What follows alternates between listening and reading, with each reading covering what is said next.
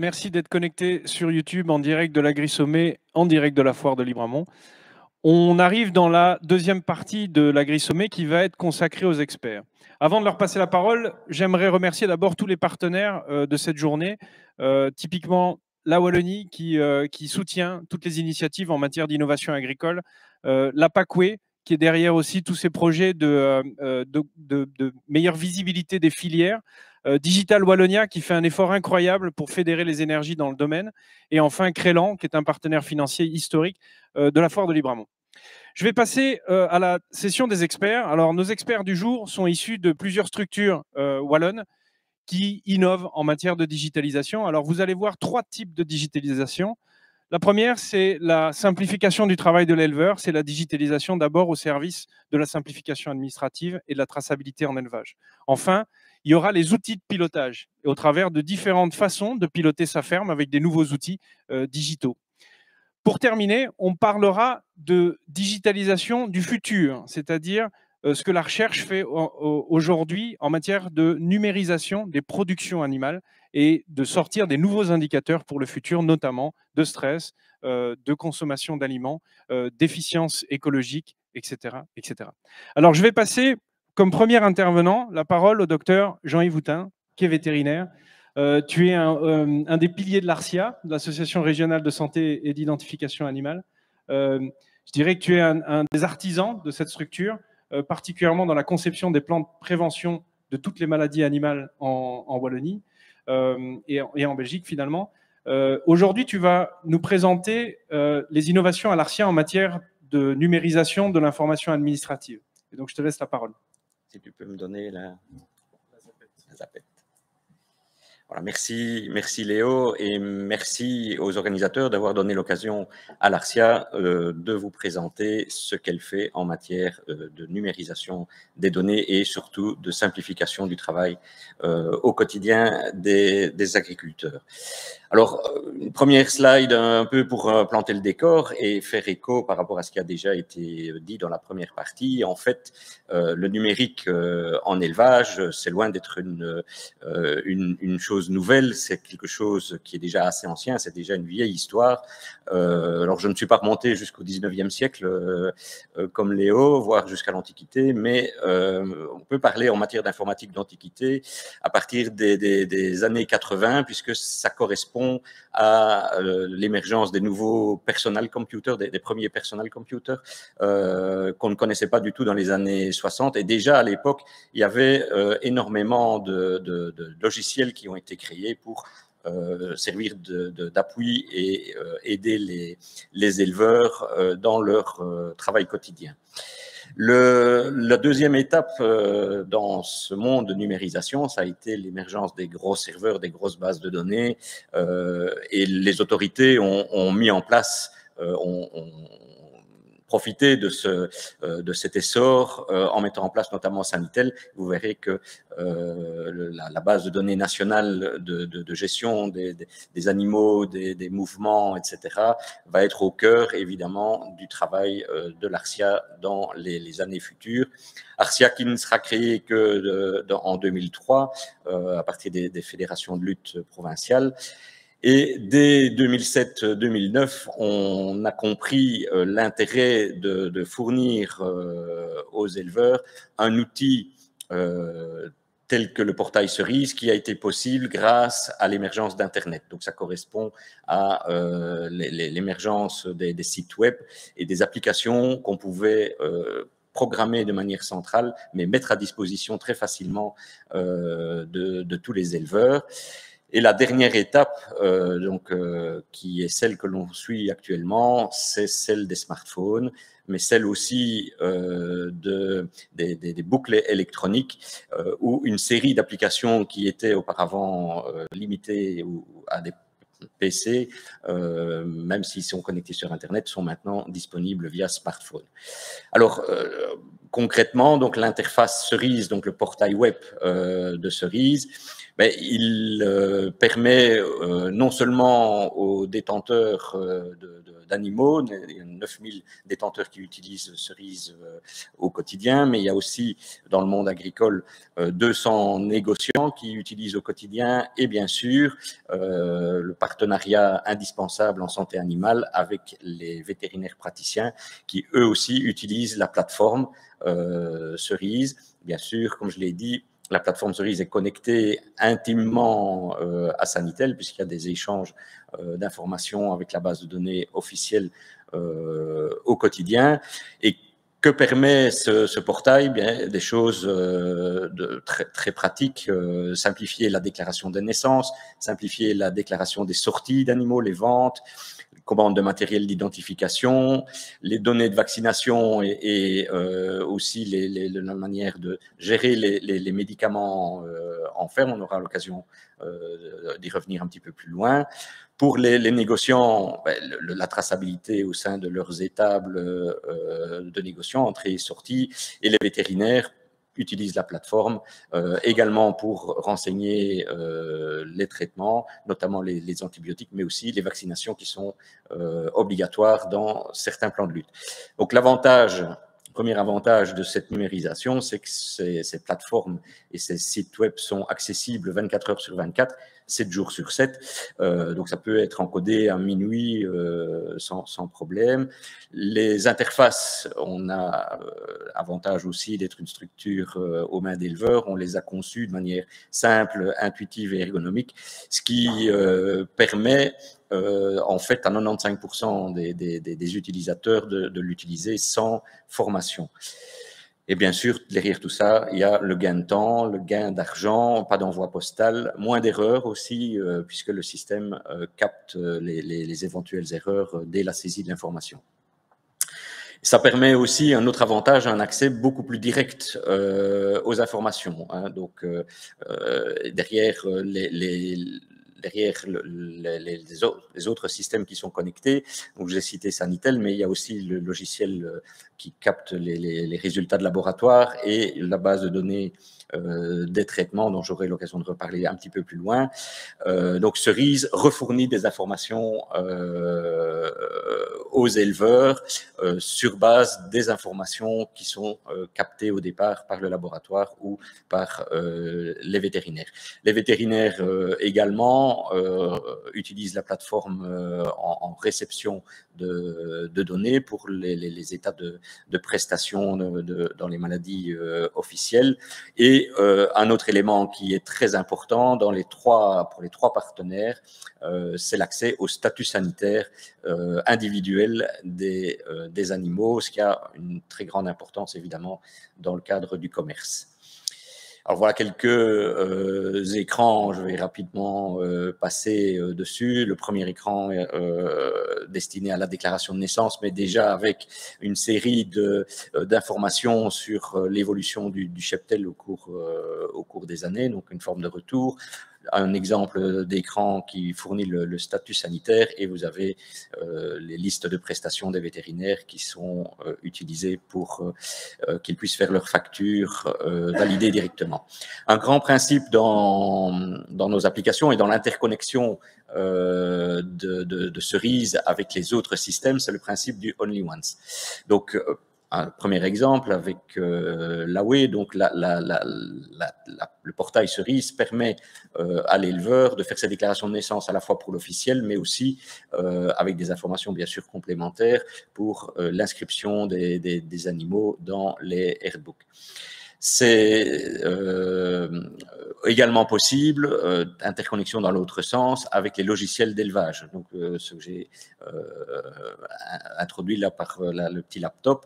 Donc, l'éleveur l'encode. S'il encode directement dans son logiciel d'élevage, le logiciel est aussi capable d'envoyer la donnée vers Cerise, donc un seul encodage de l'information. Alors, on a parlé tout à l'heure, je vous ai parlé tout à l'heure de Bigam, qui est le logiciel dont l'acronyme est base informatique pour la gestion des antibiotiques et des médicaments en élevage. Là, on est également dans le principe du only once, puisque le vétérinaire, à partir de ces logiciels de gestion de cabinet ou il a la possibilité aussi de passer par l'interface Cerise, peut injecter tous ces traitements, toutes ces fournitures de médicaments dans Bigam et une fois que l'information se trouve dans Bigam, elle est disponible pour, bien sûr, l'autorité, puisque les antibiotiques doivent être notifiés vers Sanitelmed selon la législation, mais surtout, ça permet soit via Cerise ou d'autres plateformes comme MyAwayNet, utilisées par les éleveurs, de gérer le stock de médicaments et d'avoir accès aux DAF électroniques qui sont aussi des obligations légales par rapport à toute cette gestion du médicament et de la médication en ferme. Donc, vous avez ici quelques exemples d'écrans dans lesquels, voilà, c'est un exemple de DAF qui sont sortis directement à partir de la plateforme Cerise. Les applications mobiles sont évidemment au cœur des développements, comme je l'ai dit. Soit l'avantage de ces applications, c'est qu'elles permettent de consulter les données directement à côté de la vache, je dirais, mais aussi de saisir automatiquement une certaine série de choses. Donc, je vais passer rapidement parce que le temps va me manquer. Mais vous avez par exemple ici l'inventaire et le statut sanitaire et la signalétique d'un animal via smartphone, via Cerise mobile.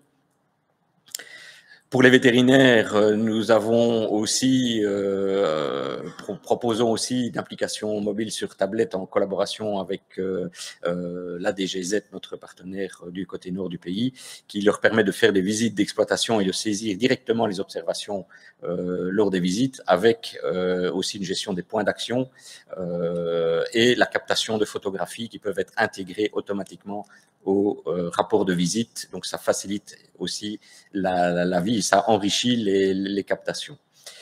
Les applications mobiles sont aussi utilisées pour les transporteurs avec les applications de type Move, Beef Move pour la traçabilité en bovin, mais il y aura aussi Poultry Move et Sheep Move. Sheep Move qui sera d'ailleurs en connexion avec Paddock, dont François vous parlera dans quelques instants.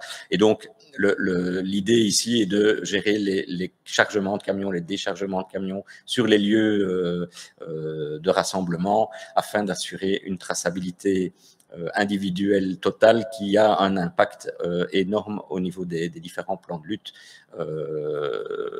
qui sont en cours pour le moment. L'identification électronique, très rapidement, c'est aussi une forme de digitalisation dans laquelle l'ARSIA s'investit énormément et pousse depuis 2017 dans cette direction, à la fois au niveau régional, mais aussi au niveau national, puisque je ne vais pas faire l'inventaire de toutes les possibilités d'exploitation de cette boucle électronique, mais elles sont innombrables. Il y a une perspective d'avenir aussi, on parlait de recherche tout à l'heure, la boucle électronique permet, dans certains, on permettrait, c'est l'objet du projet Roadstep que nous avons en partenariat avec l'Université de Liège et de Mons, de faire un système de surveillance du troupeau à distance par la captation, notamment près des abreuvoirs et de la présence des animaux, afin de ne pas, d'avoir une alerte sur le smartphone en cas de, par exemple, d'un animal qui ne serait plus présent ne serait plus venu boire depuis un certain temps. Alors, comme je le disais au début, outils de simplification administrative, énormément de données. Bon, je vous rassure, toutes ces données ne sont pas dans le cloud, elles sont hyper sécurisées, elles ne sont transmises généralement que à l'éleveur lui-même. Mais non, nous avons quand même l'intention, et nous avons concrétisé ça par une fiche de synthèse de toutes les observations au sein du troupeau, ce qu'on appelle la fiche SPOT, qui vous donne une série d'indicateurs en tant qu'éleveur, mais aussi qui est accessible pour les vétérinaires de contrat, le vétérinaire d'épidémiosurveillance de contrat, et vous pouvez, l'éleveur peut sur cette base-là voir l'inventaire, avoir des informations sur la mortalité et aussi quelques indications sur les mesures de biosécurité, telles par exemple le taux d'animaux achetés qui ont subi un dépistage étendu.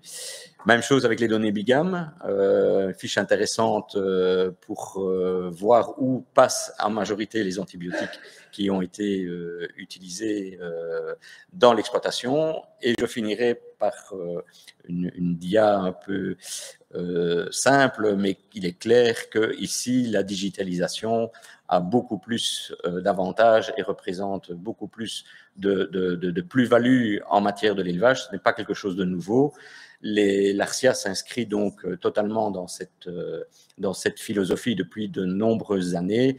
Les défis, évidemment, vont être plus le partage, comme ça a été évoqué, le partage et la valorisation en termes d'argent, mais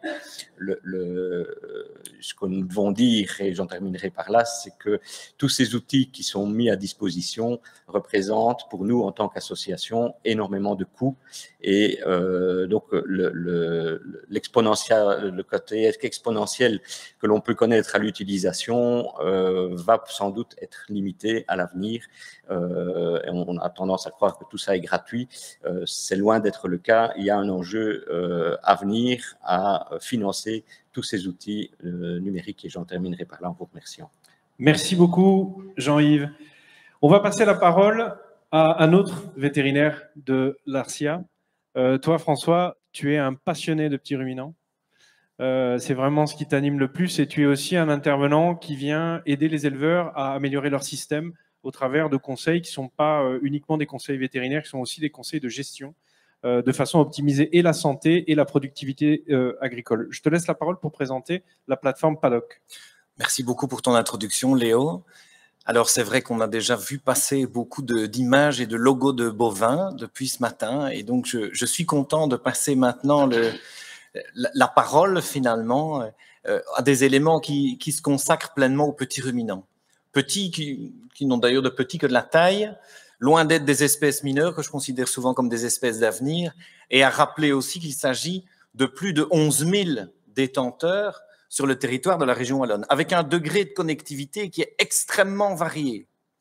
C'est-à-dire que ces personnes ont souvent un accès au numérique, mais ne l'utilisent pas nécessairement dans le cadre de l'activité d'élevage. Le numérique étant utilisé dans le cadre de cette activité plutôt par des troupeaux de grande taille, des troupeaux qu'on va qualifier de troupeaux professionnels.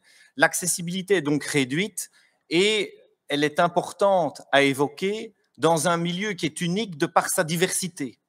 C'est un secteur, ce sont des secteurs ovins caprins qui sont extrêmement riches, qui sont polymorphes, très hétérogènes, et cela veut dire aussi que c'est un élément à considérer lorsque des outils numériques leur sont destinés, parce qu'ils doivent correspondre à une grande variété de profils, des profils qui sont liés à une quantité très importante de races. Alors, j'ai souvent tendance à dire que sur le territoire belge, avec les 10 doigts de sa main, on a presque fait le tour des principales races bovines élevées.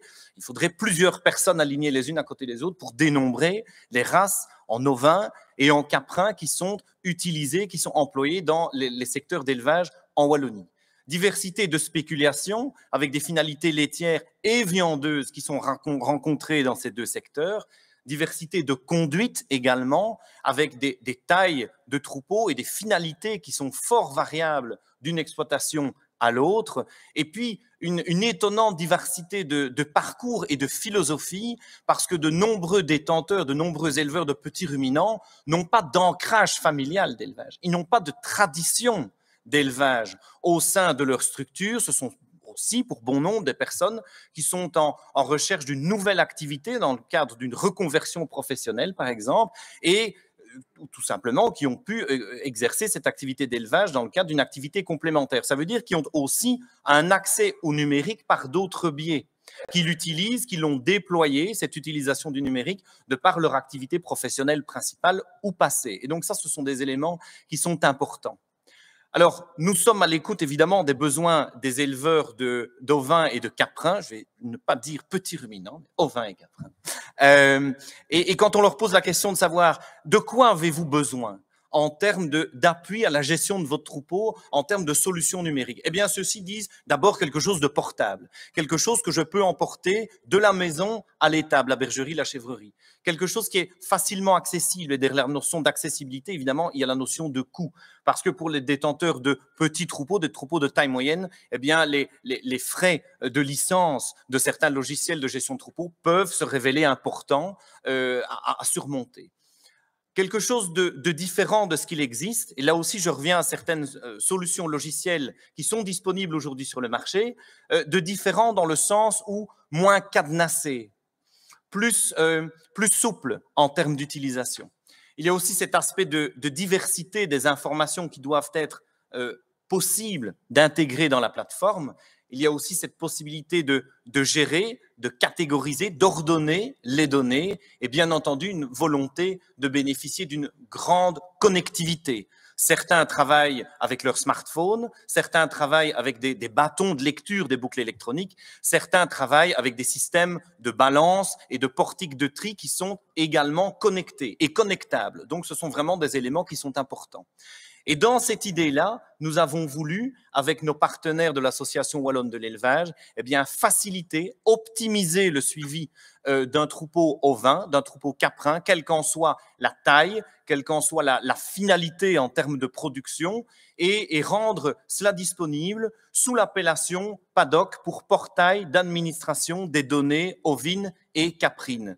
Et vous allez retrouver dans les PADDOC les éléments qui étaient aussi cités par les éleveurs, des éléments portables, accessibles, diversifiés, ordonnés et connectés. Ça, ce sont vraiment des éléments très importants à citer. Quelles sont les fonctionnalités qui ont été imaginées pour PADOC, qui sont d'ores et déjà disponibles et qui sont prévues en termes de développement informatique pour les prochaines semaines et les prochains mois? C'est l'encodage des naissances, bien évidemment, de manière simplifiée et de manière individualisée. Nous en parlerons dans quelques instants. Un suivi des mouvements, des achats, des sorties, c'est-à-dire des in-out que peut subir le troupeau tout au long de l'année, des éléments de gestion zootechnique, à savoir la gestion de l'eau, la gestion des luttes, notamment au moment des saillies, la gestion des livres généalogiques. N'oublions pas que certains éleveurs sont des éleveurs sélectionneurs qui répondent aussi à ce que je pourrais qualifier de cahier des charges et d'exigences en termes d'introduction de données pour répondre aux desiderata des airbooks et des commissions raciales. Et bien entendu, assurer également la simplification administrative au travers des communications officielles, notamment dans le cadre de la remise des recensements hivernaux, de la communication aussi avec les autorités régionales pour les demandes de primes, par exemple. Nous n'oublions pas le caractère connecté et l'élément compatibilité. PADOC est accessible sur tablette, sur ordinateur portable, il est accessible également sur smartphone. Il est donc utilisable via le navigateur web, peu importe où on se trouve. En voie de développement, les aspects de connectivité vis-à-vis des lecteurs de boucles électroniques, mais vis-à-vis également des données qui sont intégrées dans les logiciels de gestion de troupeaux qui peuvent toujours être utilisés par l'éleveur, utilisateur de PADOC. L'idée est vraiment de disposer d'un pontage informatique entre ces différentes structures, entre ces différents éléments. Alors, c'est toujours évidemment un élément important à citer et à répéter aux éleveurs. Cette base de données PADOC est une base de données gérée par des éleveurs pour des éleveurs. C'est une base de données qui dispose d'une grande souplesse vis-à-vis des exigences posées à hauteur fédérale et régionale en ce qui concerne le suivi des troupeaux de petits ruminants, ovins, caprins. On ne divulgue pas d'autres informations que celles qui sont demandées par les autorités. Et cette communication de données se fait exclusivement à l'initiative de l'éleveur. C'est lui qui appuie sur le bouton pour valider l'envoi des données. Cet envoi de données ne se fait pas par défaut, n'est pas automatisé. Ça, ce sont des éléments qui me semblent importants de signaler. Alors, immergeons-nous quelques instants dans Paddock, dans une version démo, évidemment. Je n'allais pas divulguer des données à caractère privé. Donc, c'est une version démo dans laquelle vous voyez apparaître les différents menus, les informations de troupeau, les éléments d'inventaire, de stock de boucles, les menus relatifs aux naissances, aux achats, aux actes de fécondation également, calcul de consanguinité, l'exportation des listes d'animaux issus des inventaires et l'exportation des inventaires vers les services de l'ARSIA pour assurer les exigences de traçabilité. Les informations de troupeau, vous les voyez reprises ici sur l'écran, qui concernent évidemment les coordonnées de l'éleveur. Nous rentrons maintenant dans son inventaire avec la possibilité de consulter ligne par ligne les animaux présents, avec leur sexe, leur date d'introduction de naissance, l'âge, les identifications du père et de la mère pour autant que l'éleveur ait souhaité les faire apparaître, la possibilité également de consulter le listing des animaux qui sont sortis de l'exploitation, vendus, abattus, parfois aussi disparus. Ça arrive. Au niveau de cet inventaire, il est possible, bien entendu, d'obtenir davantage d'informations sur un animal en particulier. Lui assigner une sortie, avoir des informations de signalétique, d'historique de l'animal, pouvoir disposer des éléments d'ascendance et de descendance, et on dispose ainsi de la possibilité d'obtenir une fiche signalétique par animal qui est plus ou moins complétée en fonction des détails donnés par l'éleveur, à sa propre initiative. C'est souple comme système. L'historique de l'animal a-t-il déjà été mis en lutte? A-t-il déjà mis bas? Quelle était la taille de la portée? Quel était le père de cette portée? Il est possible pour un animal de lui assigner également une sortie, une date de sortie, qui peut être sélectionnée de manière très simple. Et dès que cet animal est enregistré comme sortie, automatiquement, l'inventaire de troupeau est actualisé. On dispose ainsi, si je puis dire, d'un bilan comptable du nombre d'animaux présents dans l'exploitation, totalement actualisé. On peut également, vous le voyez ici, encoder une naissance à titre individuel sur base d'un numéro de boucle d'animal et choisir dans un menu déroulant, dans le stock de boucles existant, la boucle qui a été assignée, qui a été administrée à l'animal nouveau-né, en déterminer le sexe, la date de naissance. Nous passons dans la gestion également du stock de boucles. Vous voyez apparaître ici, et c'est un pontage informatique qui est fait évidemment avec les bases données de l'ARSIA, le listing de l'ensemble des boucles commandées par l'éleveur et qui peuvent être ainsi disponibles pour application au niveau du troupeau. Les boucles, on le voit ici, le nombre total commandé, le nombre d'éléments disponibles, ces éléments disponibles, alors évidemment apparaissent dans les menus déroulants lors du choix des boucles qui peuvent être assignés à un animal nouveau-né. Ici, dans les menus qui sont liés aux naissances groupées, la possibilité de déclarer des naissances en masse, par exemple pour des éleveurs de grands troupeaux, la possibilité autour d'une date pivot de déclarer une centaine de nouveau-nés avec un numéro de boucle de départ, un numéro de boucle de fin, d'assigner une date de naissance estimée ou plus précise qui peut être sélectionnée dans le calendrier, d'assigner également un sexe au nouveau-né, et la possibilité, ça c'est important pour les éleveurs de petits ruminants, qui n'ont pas les mêmes exigences légales que les détenteurs de bovins, de pouvoir faire ce travail a posteriori, quand ils en ont le temps, au-delà de la période d'agnelage. Donc il y a une réelle souplesse dans l'utilisation de l'outil. Nous sommes ici sur le module achat, avec la possibilité après le code pays de renseigner le numéro de boucle de l'animal, de préciser sa date de naissance. Vous le voyez, elle peut être précise ou cochée comme estimée, renseigner le sexe de l'animal. En enregistrant cet animal à sa date d'achat, automatiquement, celui-ci est intégré dans l'inventaire de troupeau. Il est possible également pour l'éleveur d'exporter le listing complet des animaux présents dans son exploitation d'une date à une autre étant sélectionné. Il peut sélectionner également les animaux sur base du sexe, par exemple, ou d'un âge minimum. L'exportation est possible en format Excel pour plus de facilité de communication avec d'autres outils. Et il peut enfin nous communiquer son inventaire sur base des seuls éléments demandés par l'autorité. En cliquant sur le bouton, nous l'envoyer et on est ainsi dans une totale simplification administrative. Voilà pour ce qu'il en est d'un petit aperçu de cette plateforme de Paddock, outil ici visualisé dans son mode démonstration. Il me reste à vous dire que ce sont des demandes d'éleveurs auxquelles nous tentons d'apporter des solutions, qui sont évidemment des éléments dynamiques pour lesquels nous visons évidemment une évolution en concertation avec les éleveurs pour répondre aux demandes des éleveurs. Je vous remercie en tout cas de votre attention. Chapeau, beau timing, bravo. Bravo François pour ton enthousiasme et aussi pour ton envie de développer ce secteur en Wallonie. J'ai noté quelque chose, il y a quelques questions qui arrivent au passage. On va passer la parole au docteur Anne-Sophie Rao. Il n'y a que des vétérinaires. Ah non. Anne-Sophie, tu es vétérinaire donc, et tu as mis en route une start-up dans le domaine agricole. Donc, tu es un partenaire privé finalement du secteur. Et donc, tu vas nous expliquer un petit peu comment toi, tu valorises les données agricoles pour les éleveurs. Merci Léo pour la présentation. Merci pour l'organisation. Donc, en effet, en tant que vétérinaire, et quelles que soient les casquettes que j'ai pu avoir, autant on travaille dans le privé qu'à la faculté, et aujourd'hui, chez RUMexpert, qui est une spin-off de l'Université de Liège, on a toujours eu à cœur de valoriser la donnée. Parce qu'en fait, quand on a un peu regardé ce qui se passait au niveau de l'état des lieux de l'élevage, on s'est rendu compte assez rapidement qu'il y avait au niveau de la société une grosse problématique, c'est le changement climatique. Et pour nous, clairement, le changement climatique, les éleveurs en sont les premières victimes, mais ce sont aussi des acteurs clés pour résoudre le problème, parce qu'on voit finalement qu'au niveau des différents troupeaux, lorsqu'on a du gaspillage, lorsqu'on élève des animaux qui n'ont pas besoin d'être là au niveau du troupeau ou qui ne sont pas rentables, clairement, on a du gaspillage au niveau de l'environnement. À côté de ça, on sait qu'on est face à des marges réduites au niveau de nos élevages, et donc en tant que vétérinaire et de vétérinaire de troupeau, on doit toujours agir au niveau des coûts. Et donc de plus en plus, on a besoin d'aller chercher la donnée au niveau des coûts pour les réduire au maximum. Et donc, quand on parle de pathologie de troupeau, c'est vrai qu'on en parle de moins en moins. On voit toujours souvent, en tout cas, le vétérinaire comme le vétérinaire qui soigne une pathologie. Mais il faut savoir qu'au niveau des troupeaux, les pathologies de troupeau, ça représente entre 15 et 25% de manque à gagner chez les éleveurs. Donc, il y a vraiment une énorme importance d'aller regarder la donnée au niveau du troupeau et de s'intéresser vraiment aux pertes au niveau de la rentabilité.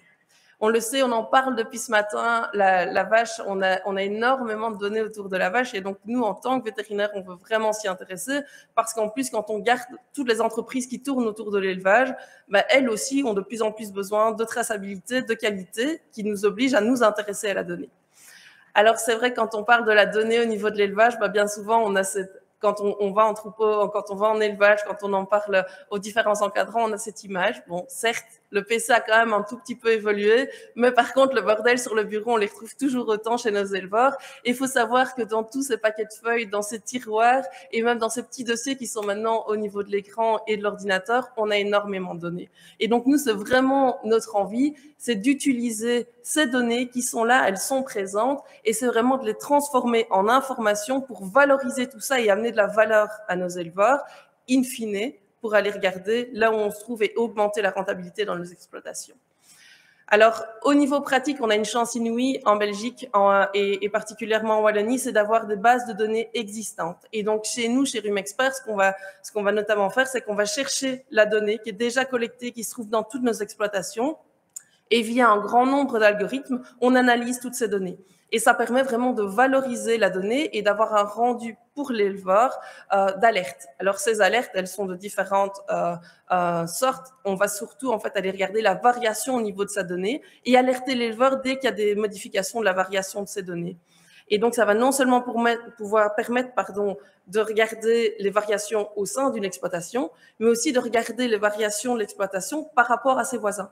Et donc ça, ce sont des informations extrêmement concrètes pour un éleveur, extrêmement concrètes pour son encadrant, et qui va vraiment permettre de changer les choses au niveau de l'exploitation.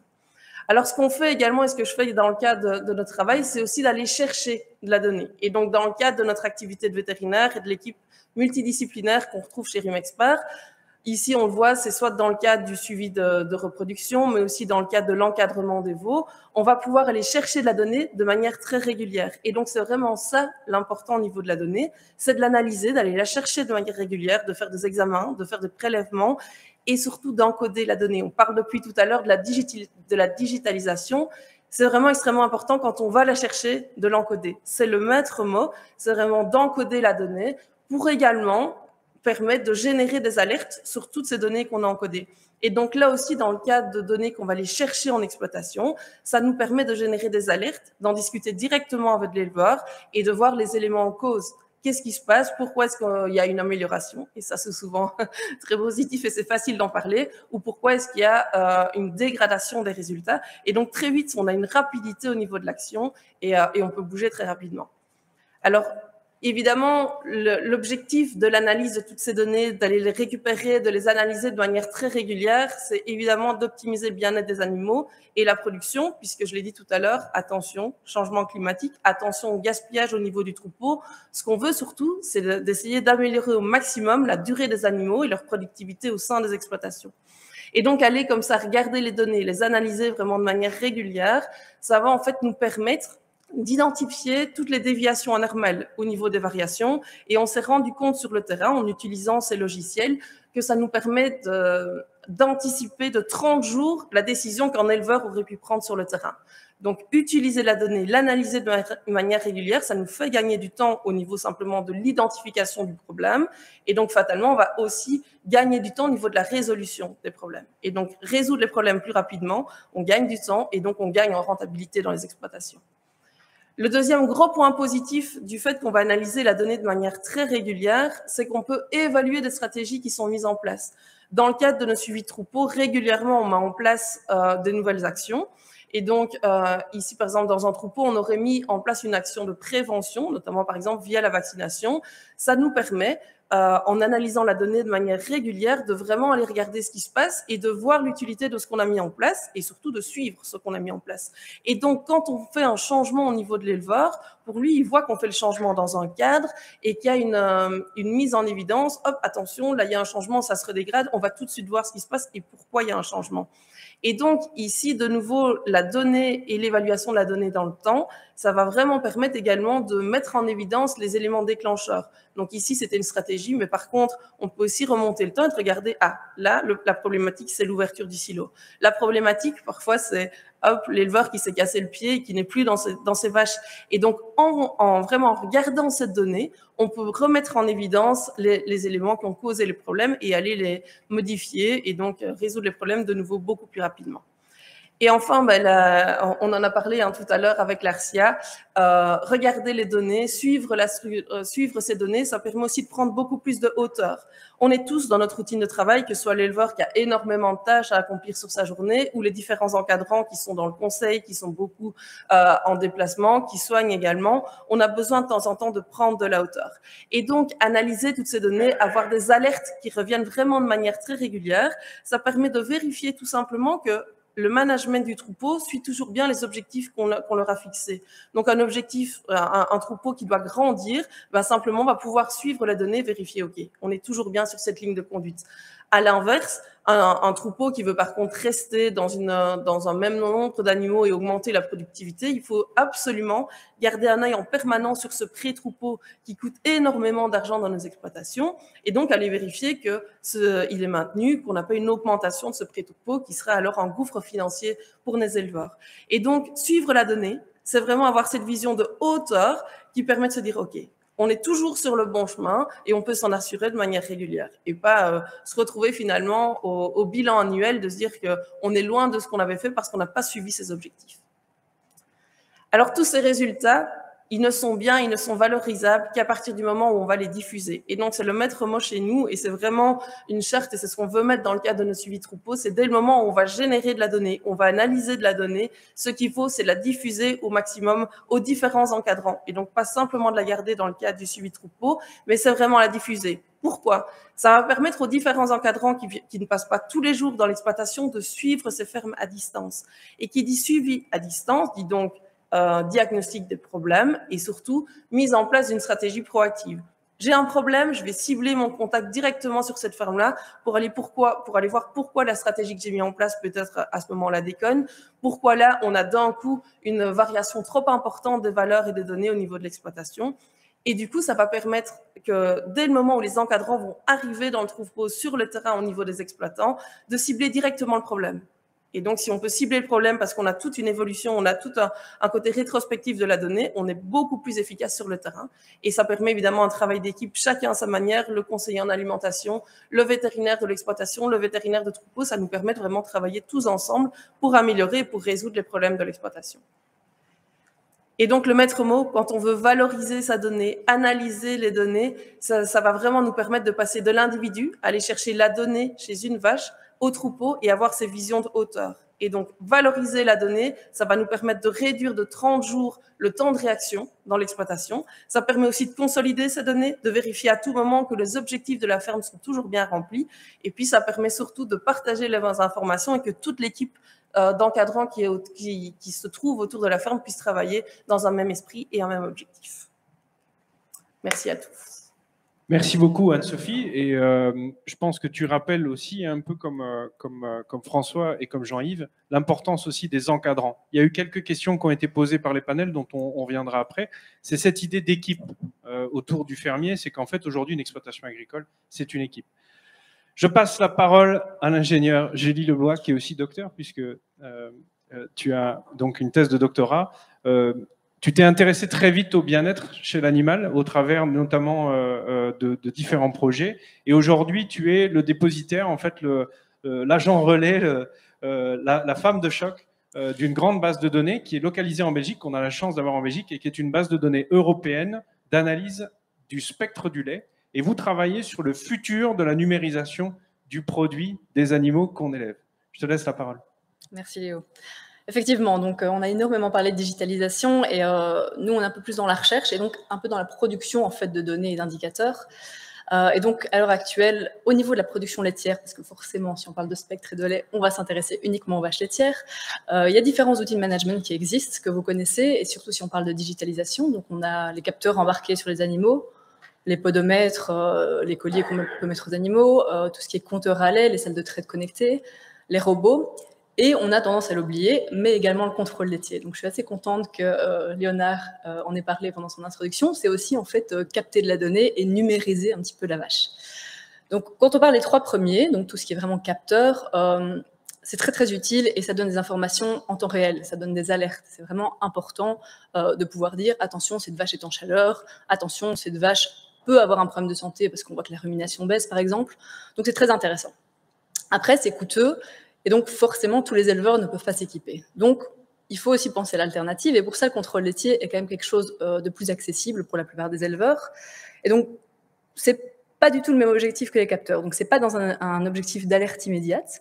Par contre, ça va avoir un vrai point fort, c'est de comparer les troupeaux pour pouvoir suivre ses performances. Quand on est dans une logique de capteur ou de robot, on suit sa ferme. Par contre, ici, l'avantage, c'est qu'on va recevoir des rapports où on va avoir sa ferme, la moyenne wallonne, le top, voir où on en est, voir si éventuellement il y a des moyens de s'améliorer. En plus de ça, ça permet aussi d'avoir un historique à la fois des animaux et du troupeau, et ça permet du coup d'améliorer sa gestion, mais aussi d'emmagasiner des données pour améliorer au niveau génétique. Alors, je ne sais pas si tout le monde sait comment ça se passe au niveau du contrôle laitier, donc je vais un petit peu rentrer dans le détail sur qu'est-ce qui se passe quand votre échantillon quitte votre ferme. Mais il est envoyé au comité du lait, et au comité du lait, il est analysé pour deux choses. D'abord pour le comptage cellulaire. Donc ça, c'est vraiment quelque chose qui est très précieux et je pense qu'énormément d'éleveurs l'utilisent dans la gestion des mammites. Et à côté de ça, l'échantillon de lait va passer sur un spectrophotomètre qui va en fait bombarder l'échantillon de lait de lumière et on va avoir un spectre, c'est une réponse, donc c'est le petit graphique que vous voyez là. Et en fait, ce spectre, c'est une mine d'informations. Parce qu'en fait, on peut le corréler à des analyses de référence. Et donc, en fait, par exemple, la matière grasse, la protéine que vous recevez après le contrôle laitier, c'est quelque chose qui est prédit grâce à ce spectre. C'est quelque chose qui n'est pas coûteux, qui est très rapide à analyser, et donc c'est vraiment intéressant.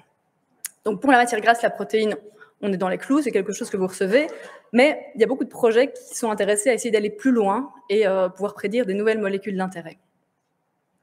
Comment on fait ça? Eh bien, quand on va en ferme, on prend donc un échantillon qui va être analysé au niveau du comité du lait ou d'un autre laboratoire pour le spectre.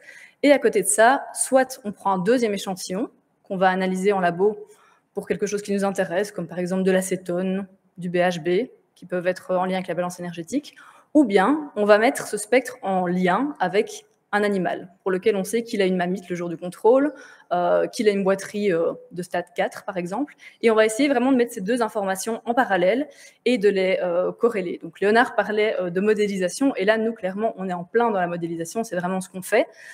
Historiquement, on utilise des modèles très simples, et maintenant, on passe même à des modèles de type intelligence artificielle, donc je pense que c'est important de le souligner aussi. On va de plus en plus loin dans cette modélisation. Et donc, l'idée, c'est pas uniquement de prédire la matière grasse et la protéine, mais aussi de prédire énormément de biomarqueurs d'intérêt. Donc, à l'heure actuelle, grâce à des précédents projets comme Optimir, grâce au Centre de recherche agronomique de la faculté de Jean Blou, différents modèles existent. Donc, par exemple, on a des modèles pour tout ce qui est corps cétonique, donc le BHB dans le lait, dans le sang, les acides gras non estérifiés dans le sang, l'acétone, le citrate. On a aussi énormément de prédictions d'acides gras qui peuvent être très intéressantes parce que si un animal mobilise ses réserves, on va voir que certains acides gras vont être mobilisés. Prédiction de lactoferrine qui est en lien avec les mammites. La prédiction de méthane, donc ça c'est quelque chose qui a beaucoup d'avenir, on en parle énormément à l'heure actuelle, et donc c'est quelque chose qui devient très très important au niveau thématique. Et on a également maintenant des indicateurs d'aptitude à la transformation du lait, donc par exemple la tartinabilité du beurre, le rendement au fromage, la coagulation, la qualité organoleptique. Ça c'est peut-être quelque chose par exemple qui va permettre d'identifier si des vaches vont faire en sorte que votre tank va être moins bon pour la transformation. Donc c'est vraiment des applications très utiles. Alors, je vais juste m'attarder sur tout ce qui est corps cétonique. Donc, comme je le disais, on a plusieurs informations grâce au spectre. Après, il faut voir ce qu'on en fait, parce que ça reste toujours un petit peu flou, on vous donne des valeurs. Voilà, qu'est-ce que je fais de ça? Donc, l'idée, c'est de pouvoir aller un petit peu plus loin et d'interpréter. Et donc, au niveau des LVO, on a développé ce qu'on appelle le Cétolait, qui est disponible sur MayaWinnet, qui est un rapport qui va vous donner plusieurs informations. Donc, avec toutes les données, donc BHB, acétone, citrate, on va faire tourner un algorithme qui va pouvoir prédire un risque d'être en acétonémie. Et donc, ce rapport va vous donner le nombre et le pourcentage d'animaux à risque, donc soit risque faible, soit un risque de balance énergétique négative, soit un risque modéré d'acétonémie, soit un risque sévère. Ensuite, on va faire le profil des animaux qui sont en risque moyen ou sévère. Est-ce que c'est plutôt des primipares, plutôt des multipares, des animaux en début de lactation, ou bien est-ce que le problème se poursuit? On va aussi fournir un historique du troupeau via les derniers contrôles laitiers sur un an. Donc, on a la situation toute l'année. Ça permet de voir si, par exemple, en été, le changement d'alimentation va modifier un petit peu les risques d'acétonémie. Voir si on a mis quelque chose en place au niveau du management en post-vélage. Est-ce que, du coup, ça va avoir une influence? Et ensuite, on va avoir une liste d'attention des animaux individuels. Donc ici, j'ai pris un mauvais exemple parce que les animaux n'ont pas trop de soucis. Mais donc la dernière colonne, c'est en fait le jour du contrôle. Donc vous avez le nom, la boucle de travail de l'animal avec son risque. La colonne d'avant, vous avez le contrôle précédent et puis le contrôle d'encore avant. Et donc on peut voir comme ça des animaux qui sont vraiment en risque d'acétonémie chronique. Et donc ça peut être intéressant d'aller voir qu'est-ce qui se passe à niveau de cet animal-là et éventuellement de voir un conseil de réforme. Ce rapport, il est très utile et il est accessible aux encadrants. Donc ça, on voulait parler des encadrants et donc c'est fait. Les encadrants en conseil en alimentation et en suivi repro, je sais que chez nous, les inséminateurs et les gens qui font du suivi repro l'utilisent beaucoup et en sont très satisfaits.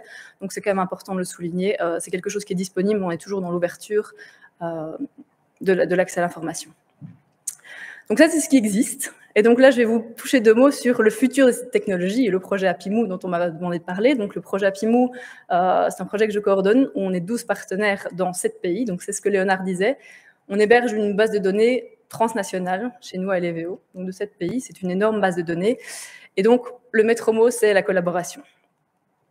L'objectif de ce projet, c'est d'utiliser la composition fine du lait et donc le spectre afin de prédire l'état de bien-être des vaches. Donc là, on passe quand même une étape supérieure.